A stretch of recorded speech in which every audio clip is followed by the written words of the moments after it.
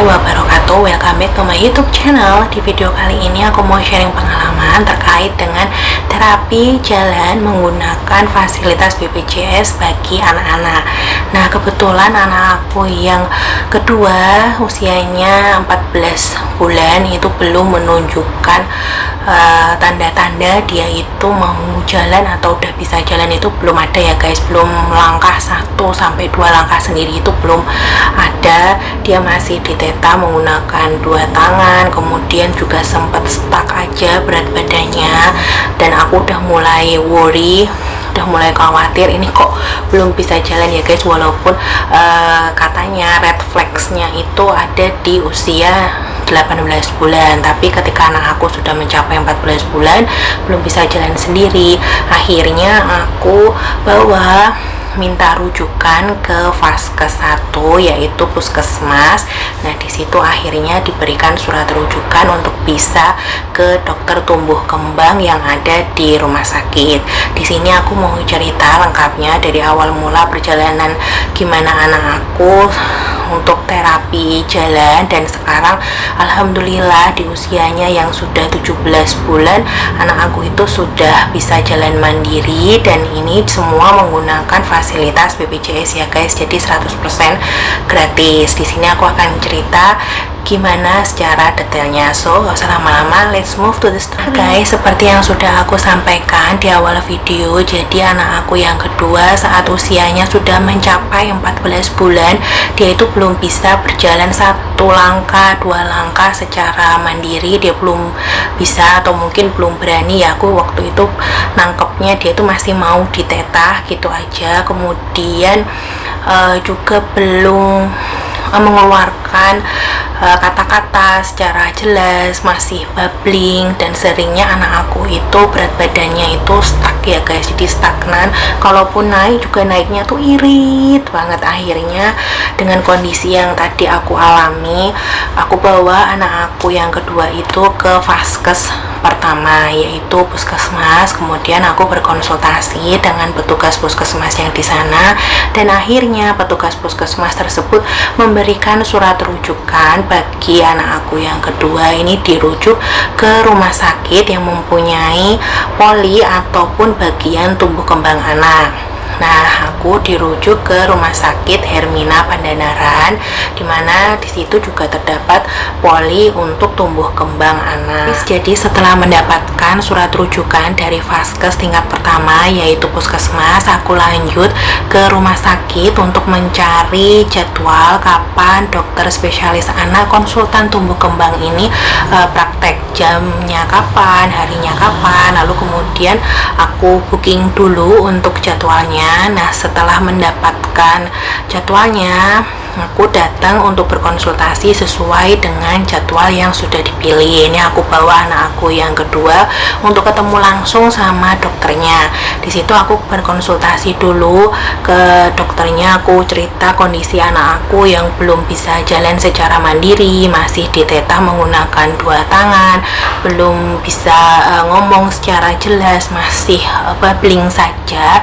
Nah, kemudian dokternya itu sempat menyuruh anak aku yang kedua itu untuk berdiri, walaupun dia itu masih pegangan. Dia mau ngeliat dulu gimana posisi anak aku itu berdiri, dan dibilang anak aku itu sebenarnya sudah kuat kaki-kakinya, tapi mungkin motivasi jalannya belum ada, masih takut-takut dan juga masih ragu-ragu.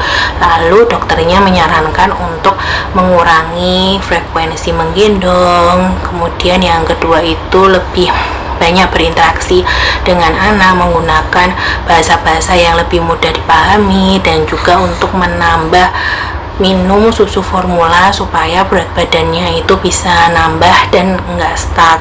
Lalu waktu kunjungan pertama itu dokternya enggak langsung ngasih kamu terapi aja anaknya, itu enggak, tapi dokternya itu lebih menyarankan untuk terus melatih dan juga menyemangati anak supaya bisa berjalan dulu. Jadi intinya itu lebih banyak latihan dulu di rumah, nanti balik lagi 1 bulan setelahnya.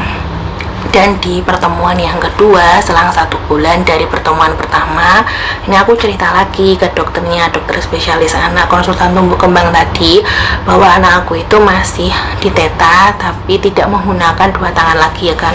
Artinya dipegangin 2 tangan seperti ini, tapi udah bisa lepas 1 tangan. Cuma kalau dilepas kedua tangannya itu dia malah nangis, terus malah ya tantrum seperti itu. Akhirnya dokternya memutuskan untuk merujuk secara internal anak aku yang kedua ini ke dokter rehabilitasi medis dan juga kesehatan fisik. Di situ akan diperiksa lebih lanjut. Setelah mendapatkan surat rujukan internal ke kedokteran rehabilitasi medis dan juga kesehatan fisik, ini aku nggak langsung dapet jadwalnya kapan ya bisa ketemu dokternya tersebut, tapi enggak, aku harus nyari atau booking jadwalnya dulu. Jadi aku ke loket BPJS yang ada di Rumah Sakit Hermina Pandanaran untuk ngambil istilahnya tuh kayak nomor booking atau nomor antrian ke dokter rehabilitasi medis dan juga kesehatan fisik.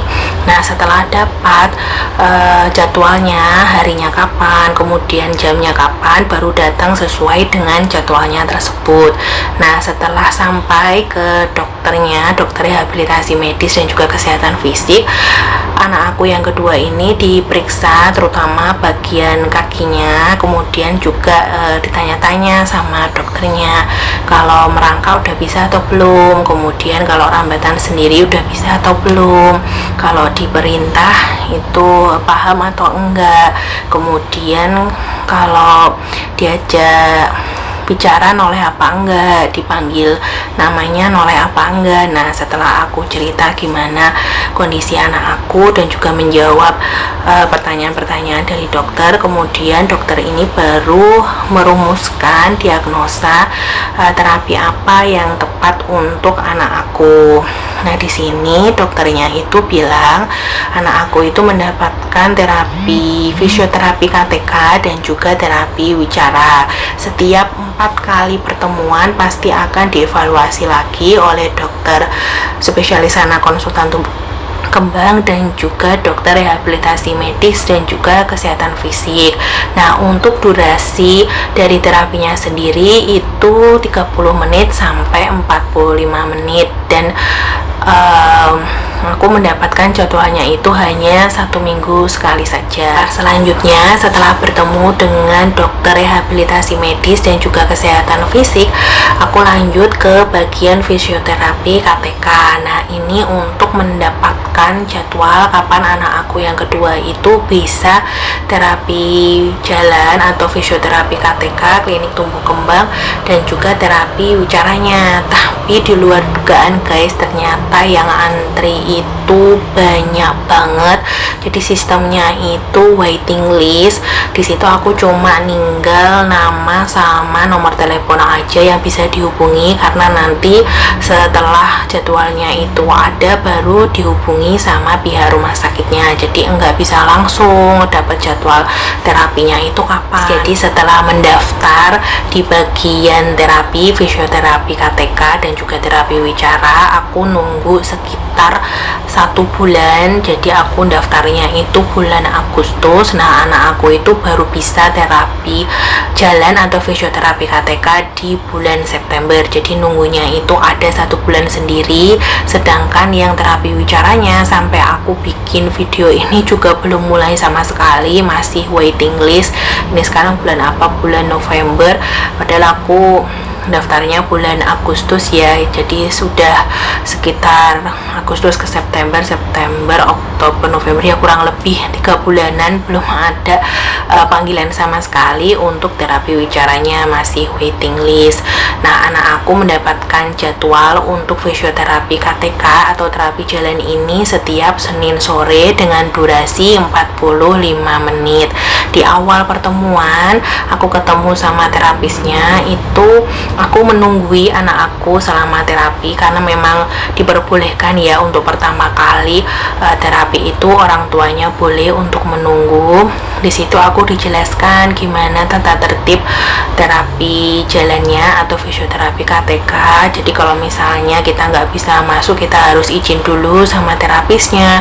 Kemudian untuk pertemuan selanjutnya juga anaknya itu nggak boleh ditungguin, walaupun kondisinya itu nangis kejer, tetap orang tuanya harus nunggu di luar sampai terapisnya itu selesai atau durasi terapinya selesai 45 menit. Hanya di pertemuan awal saja boleh ditunggu supaya anaknya juga fokus untuk di terapi.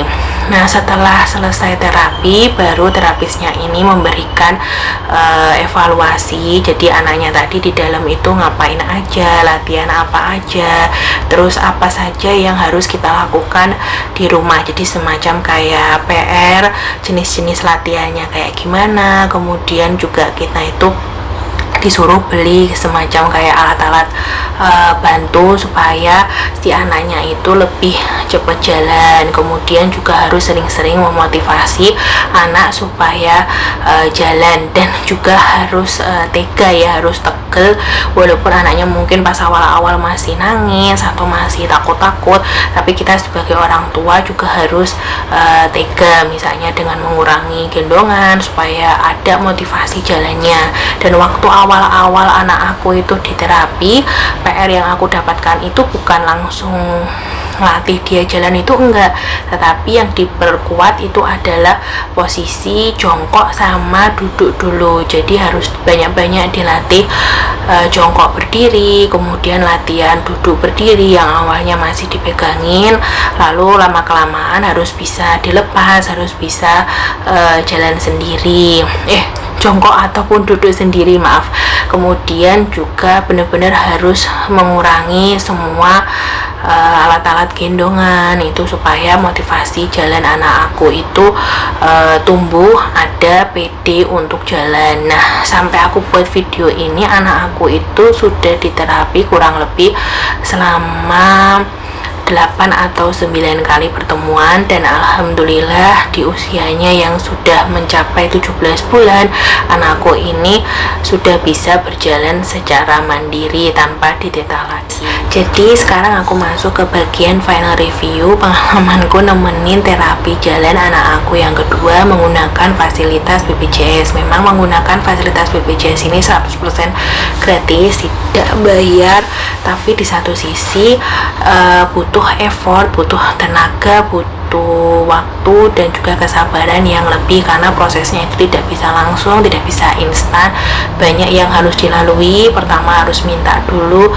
surat rujukan ke vaskes tingkat pertama, kemudian antri ambil jadwal ke dokter spesialis anak konsultan tumbuh kembang, ketemu dokternya dulu 2 kali, ketemu dokternya baru bisa dirujuk secara internal ke dokter rehabilitasi medis dan juga kesehatan fisik.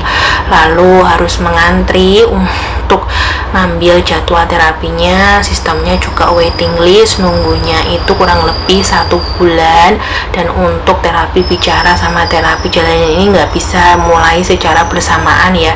Jadi saran aku, kalau memang sudah dihubungi dari pihak rumah sakit, misalnya hanya 1 terapi yang bisa mulai jalan, ambil aja sambil nunggu terapi yang satunya mulai, karena memang antriannya itu cukup panjang dan juga banyak yang masih waiting list. Nanti setiap 4 kali pertemuan masih dievaluasi lagi, dan jika surat rujukannya habis dari vaskes tingkat pertama, kita harus perpanjang dulu surat rujukannya. Nah, proses yang banyak inilah yang membutuhkan effort atau kesabaran ekstra bagi para orang tua yang mungkin punya pengalaman seperti aku, anaknya harus diterapi supaya bisa lancar jalan dan juga bisa lancar bicaranya.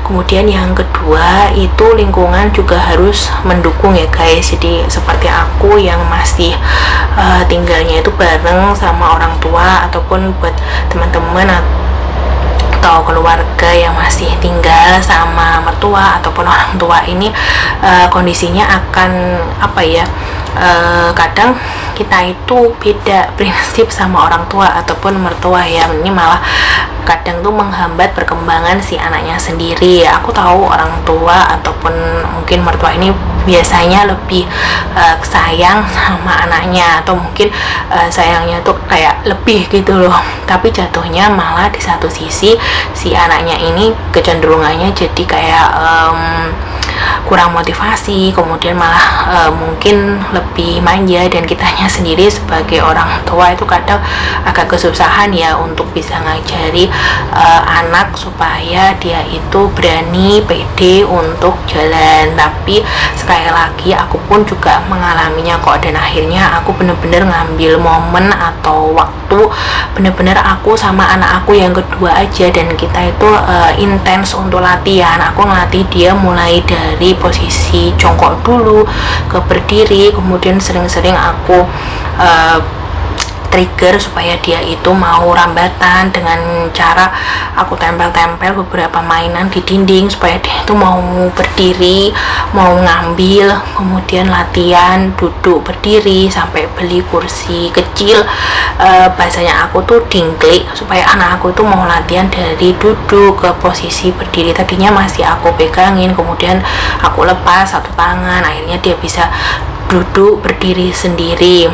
Nah itu benar-benar butuh effort. Aku nyari-nyari waktu dimana nggak bareng sama kakek neneknya ya, karena kalau dia bareng sama kakek neneknya malah anak aku itu kecenderungannya minta gendong. Jadi lingkungan itu harus benar-benar kondusif, benar-benar mendukung. Kitanya sebagai orang tua harus tega supaya anak ini bisa maju terus, bisa berjalan secara mandiri. Sampai di sini dulu videonya terkait sharing pengalaman terapi jalan bagi anak menggunakan fasilitas BPJS. Ini 100% gratis, tidak dipungut biaya apapun. Dan kalau teman-teman punya pengalaman yang sama, bisa sharing-sharing aja di kolom komentar. Dan aku harap video ini ada manfaatnya ya guys. Sampai di sini dulu videonya. Jangan lupa untuk like, share, dan juga subscribe channel YouTube aku supaya aku tambah semangat untuk membuat video lain yang lebih bermanfaat. Dan jangan lupa untuk aktifkan lonceng notifikasinya supaya nggak ketinggalan kalau aku update video terbaru. Terima kasih buat yang sudah nonton, and see you on my next video.